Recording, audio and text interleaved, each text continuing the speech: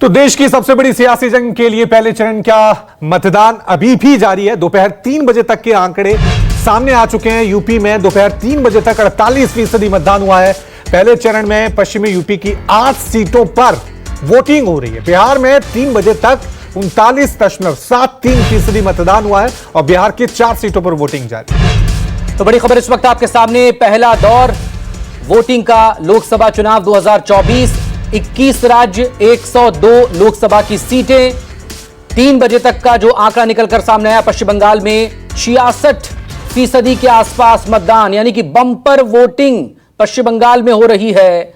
अब जाहिर है किसके फेवर में जाएगी, नतीजे ही तय करेंगे 4 जून के। लेकिन इस सबके बीच अलग अलग जगहों पर हम बात करें तो बिहार में दोपहर 3 बजे तक करीब 40% मतदान हो चुका है।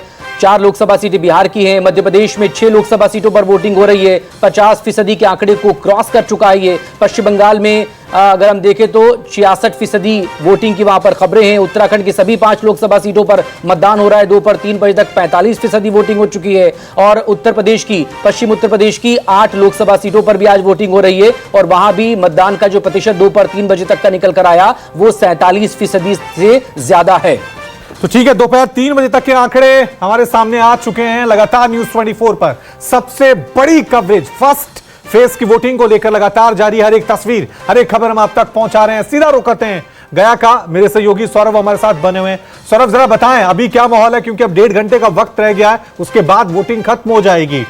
अभी क्या माहौल नजर आ रहा है? दूसरा मेरा सवाल आपसे ये कि बिहार में पिछले 1-2 महीनों में काफी दल बदल की राजनीति देखी गई है। नीतीश कुमार जो कभी इंडिया गठबंधन के सूत्रधार हुआ करते थे, आज मोदी जी के लिए वोट मांगते हुए नजर आ रहे हैं। तो वो जो दल बदल की राजनीति देखी गई थी, उसका कोई असर आज के मतदान पे देखने को मिल रहा है?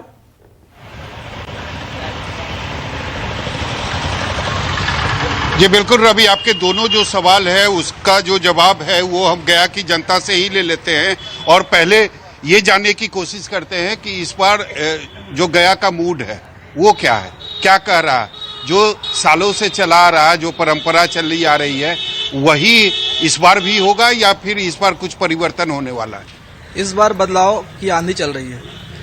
हम लोगों ने बहुत बार वोट किया कि विकास होगा, लेकिन विकास के नाम पर सिर्फ जो है हम लोगों को खाली बर्तन दे दिया गया और धर्म, जाति, संप्रदाय की राजनीति जोरों पर है। ये बदलाव का दौर है, बदलाव का समय है। लोगों को जागरूक होना होगा, धर्म जाति से ऊपर उठना होगा और अभी तक के रुझान के हिसाब से इस बार बदलाव दिख रहा है। ये बताइए कि हाल के दिनों में 4-5 महीनों में बिहार की राजनीति में जो बदलाव हुआ, नीतीश कुमार महागठबंधन में थे, एनडीए में चले गए, तो इन सब चीजों का भी फर्क पड़ रहा है आप लोगों के दिलो दिमाग पर? जी बहुत फर्क पड़ रहा है। जो जैसे बताया जा रहा है कि कभी यहाँ जाते हैं, कभी वहाँ चले जाते हैं, तो इसे कब तक चलेगा?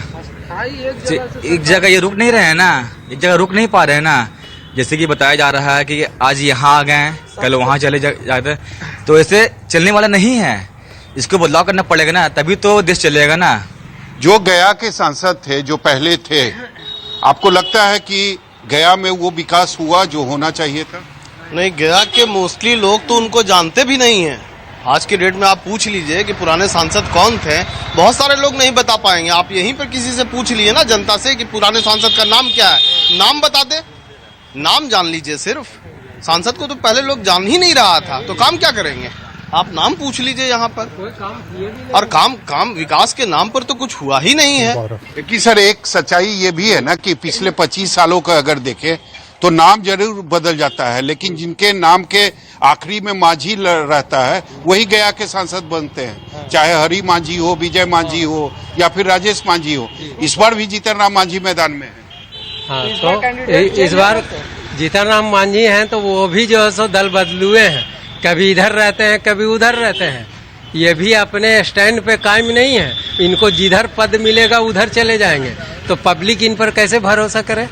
आप बताइए, आप युवा हैं, आप लगता है फर्स्ट टाइम वोटर होंगे, तो आपके दिमाग में क्या चल रहा था जब ईवीएम की जो बटन है वो आप दबा रहे हैं? देखिए, ईवीएम का बटन दबाने के टाइम हमारी सोच यही थी कि हमारा वोट जिस कैंडिडेट को भी जाएगा, जिस सरकार में हमारा वोट जाएगा, बस वो युवाओं से लेके, गरीब से लेके सारे लोगों का विकास करे। वोट सही जगह जाए। और वोट हमारा सही जगह जाए। ये जो अभी हिंदुस्तान में एक तरह का पूरा नैरेटिव बनाया जा रहा है कि हम भाईचारे को आपस में लड़ाया जा रहा है, ये देश सभी को मिलकर हम लोग को चलाना है। ये देश में आजादी दिलाने में हम लोग ने बहुत महत्वपूर्ण भूमिका निभाई है, और इस देश में अगर कोई भी कभी भी किसी चीज की भी दिक्कत होगी तो हमारा सर पर ही है। इस देश के लिए हम मर मिटने के लिए भी तैयार हैं। दूसरे जो उम्मीदवार है कुमार सर्वजीत, पढ़े लिखे हैं, युवा हैं, क्या गया कि जनता इस बार उन पर उम्मीद करेगी, भरोसा करेगी? बहुत उम्मीद की हुई है, बहुत उम्मीद की हुई है उनके पास।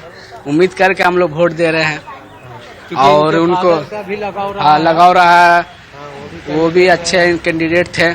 कुमार सर्वजीत के जो फादर थे 91 में, मुझे याद है, जीतन राम मांझी को ही हराया था।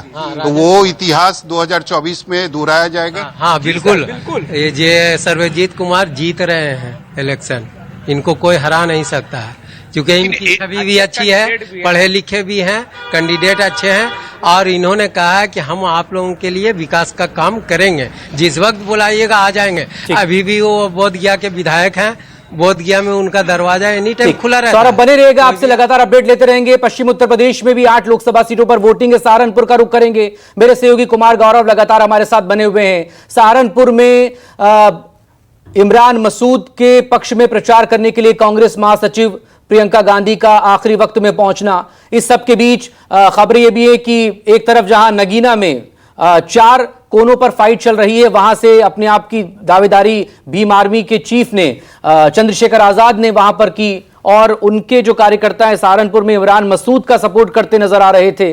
तो सहारनपुर, नगीना, कैराना, इस तरफ से क्या खबरें आपके पास आ रही हैं कुमार, और ये इसकी अपडेट आपसे चाहेंगे वोटिंग परसेंटेज साथ ही। कुछ जगहों से ये आरोप भी इस तरह के आ रहे हैं कि कहीं पर मतदान धीमा है, तो जो विपक्ष है खासतौर पर समाजवादी पार्टी वो कह रही है कि मतदान जानबूझकर धीमा कराया जा रहा है, कहीं पर ईवीएम खराब होने की खबरें भी आ रही हैं।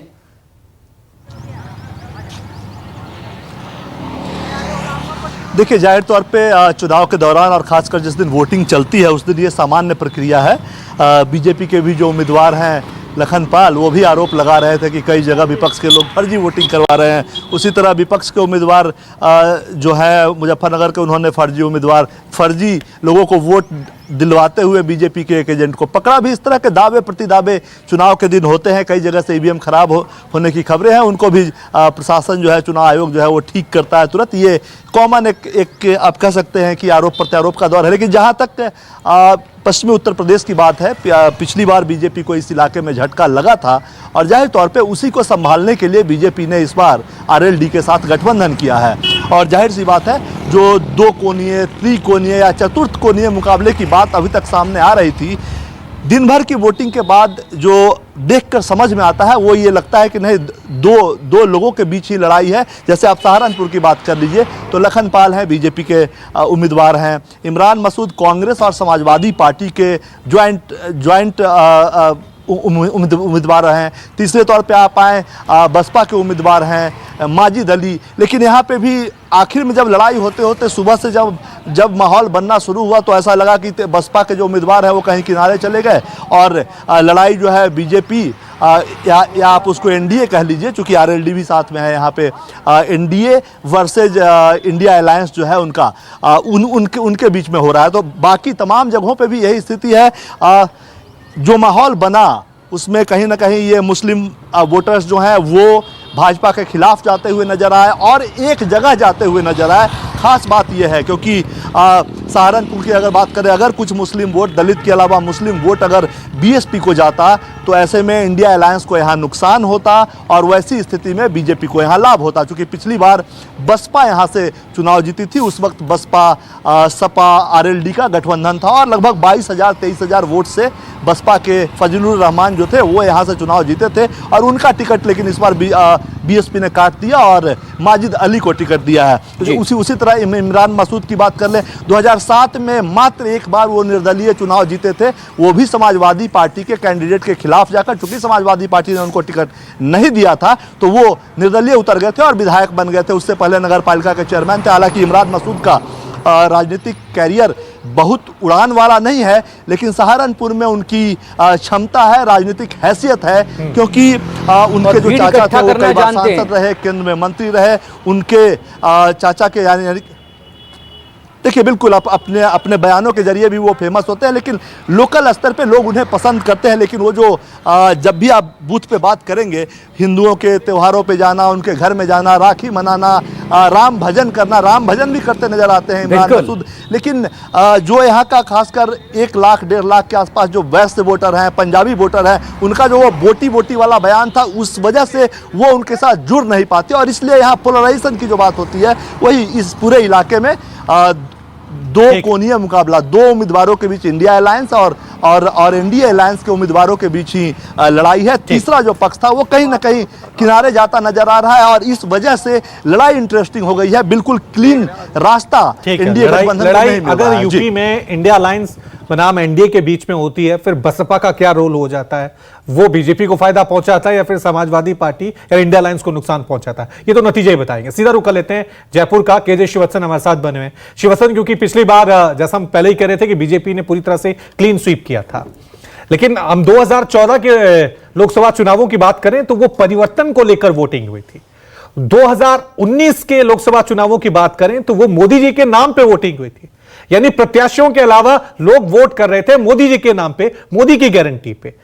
2024 में जो प्रत्याशी हैं बीजेपी के, आपको लग रहा है क्या क्षेत्रीय मुद्दे वहां पर हावी हैं, या इस बार भी राजस्थान में प्रधानमंत्री मोदी के नाम पे ही वोट कास्ट हो रहा है?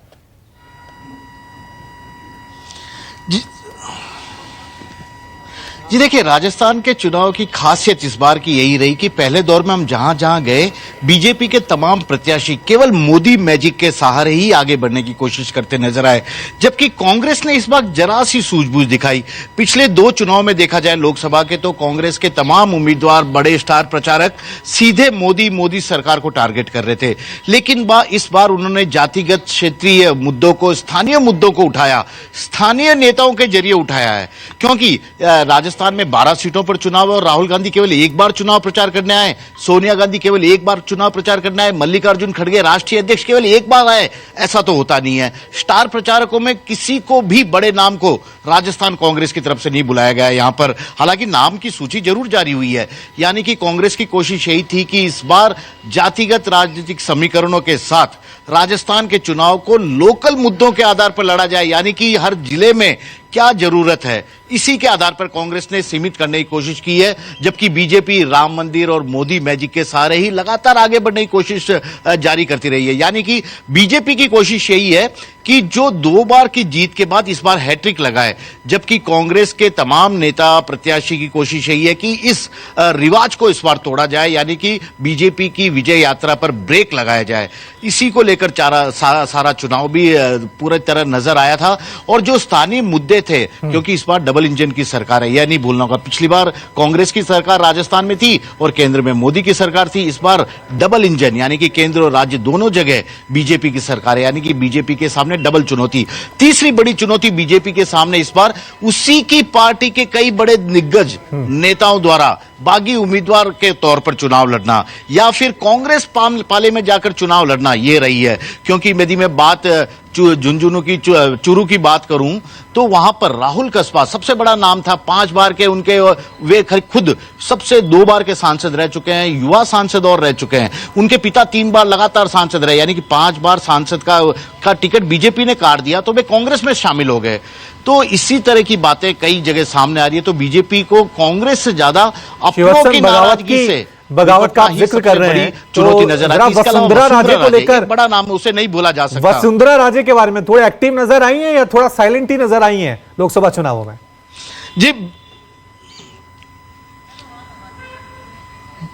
जी देखिए, वसुंधरा राजे विधानसभा चुनावों के बाद से ही एक तरह से इनएक्टिव हो गई थी, क्योंकि उन्हें उम्मीद थी कि भले ही उन्हें मुख्यमंत्री का फेस नहीं बनाया गया हो बीजेपी की तरफ से, लेकिन हो सकता है कि उन्हें मुख्यमंत्री कमान दे दी जाए, क्योंकि राजस्थान में 2/3 बहुमत से बीजेपी ने चुनाव जीता। बट बीजेपी ने जब कमान नहीं दी, भजनलाल को यहाँ की सत्ता दे दी, तो उसके बाद वसुंधरा राजे एक तरह से पार्टी के कार्यक्रमों से अलग थलग रहने लगी। अभी लोकसभा चुनाव का जो ऐलान हुआ, तो केवल अपने बेटे के झालावाड़ संसदीय क्षेत्र तक ही वे सीमित रही रही है। इसके अलावा किसी भी जगह उन्हें किसी ने चुनाव प्रचार करते नहीं देखा। इसके अलावा जो वसुंधरा राजे के कट्टर समर्थक है, मतलब कोटा से ओम बिड़ला के सामने चुनाव लड़ रहे हैं प्रहलाद गुंजल, वे वसुंधरा राजे के सबसे नजदीकी माने जाते हैं, लेकिन वे कांग्रेस के टिकट पर चुनाव लड़ रहे हैं। ऐसा कहा जा रहा है कि वसुंधरा राजे खुलकर उनके लिए प्रचार नहीं कर रही है, लेकिन उनका आशीर्वाद उनके साथ है। तो इस तरह की तमाम बातें भी सामने आ रही है, जो बीजेपी के लिए कहीं ना कहीं इस बार जो हैट्रिक लगाने का सपना है उसमें कुछ मुश्किल खड़ी कर रहा है। और यही कारण है कि बीजेपी के नेता भले ही ये दावा कर रहे हैं अब की बार केंद्र में 400 पार और राजस्थान में हैट्रिक, लेकिन वे खुद जमीनी हकीकत जानते हैं कि काफी मशक्कत मकसूद ये नारा 400 पार दिया गया है, और लेकिन 400 पार तब होगा जब बीजेपी दक्षिण फतेह करेगी। कुमार गौरव हमारे साथ बने। कुमार, बेशक आप सहारनपुर में हैं, लेकिन बीजेपी का जो सपना है 400 पार का, वो तभी पूरा हो सकता है जब दक्षिण में वो अपना जीत का झंडा गाड़ेगी। तमिलनाडु की सभी सीटों पे आज चुनाव हो रहे हैं, आपको लग रहा है वो इंपैक्ट बीजेपी क्रिएट कर पाई है जो इससे पहले, जो इतिहास में अभी तक दर्ज नहीं हुआ है? कोई खबर आपके पास, कोई अपडेट?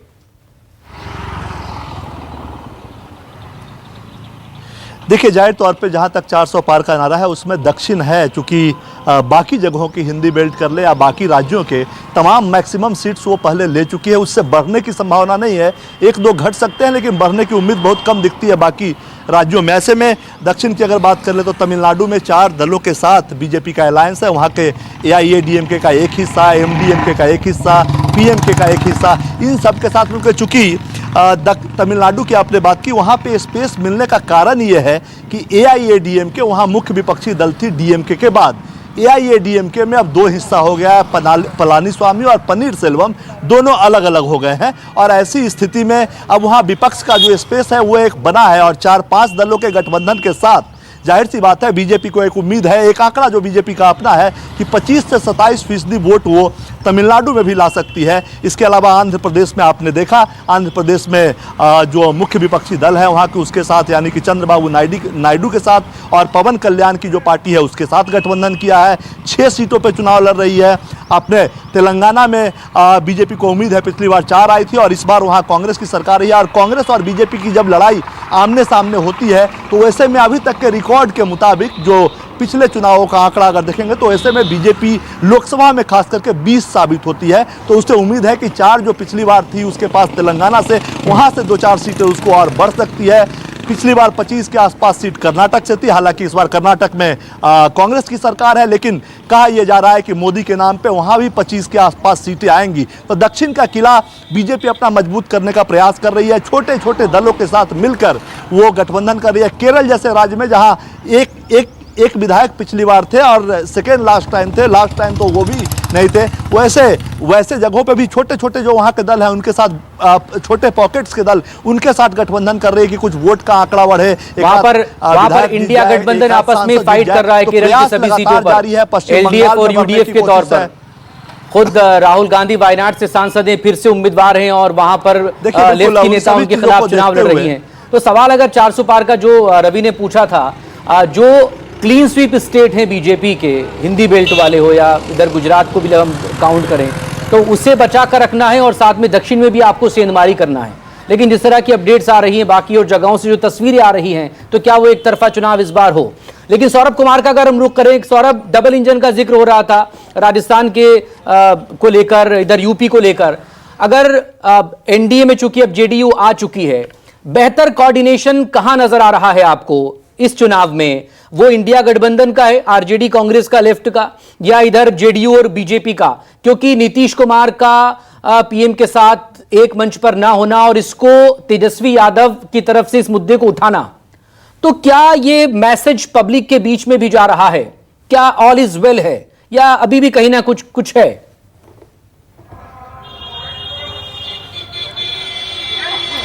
जी बिल्कुल, मैसेज जो है वो जनता के बीच भी जा रही है। और सबसे बड़ी बात है कि अगर आप देखेंगे 2019 और 2024 के समीकरण को अगर आप देखेंगे तो समीकरण सेम है, कोई बदलाव नहीं हुआ है। हालांकि बीच में नीतीश कुमार भले महागठबंधन के तरफ चले गए थे, लेकिन वो चुनाव से ठीक पहले वो एनडीए में एक बार फिर से आ गए हैं और अब वो बीजेपी के साथ है। लेकिन सबसे बड़ी बात है कि 2019 में नीतीश कुमार का जो कद हुआ करता था, जो प्रभाव पूरे राज्य पर उनका था, निश्चित तौर पर अगर 2024 की बात करें तो ना ही नीतीश कुमार का वो प्रभाव और वो कद पूरे बिहार या पूरे राज्य की जनता पर है, और इसका जो असर है वो चुनाव में जरूर दिखाई देगा। यानी ये एक बिहार के चुनावों से बड़ी खबर आ रही है कि सुशासन बाबू, यानी वहां पे भी अगर मोदी मैजिक चलता है तो एनडीए अच्छा प्रदर्शन करेगी। पिछली बार एक सीट मिली थी इंडिया अलायंस को, इस बार ग्राफ ऊपर जाता है या फिर वहीं पे रहता है, देखने वाली बात होगी। बहरहाल एक छोटा सा ब्रेक हम ले रहे हैं, फौरन हाजिर होंगे, देखते रहिए News 24। चुनाव मतलब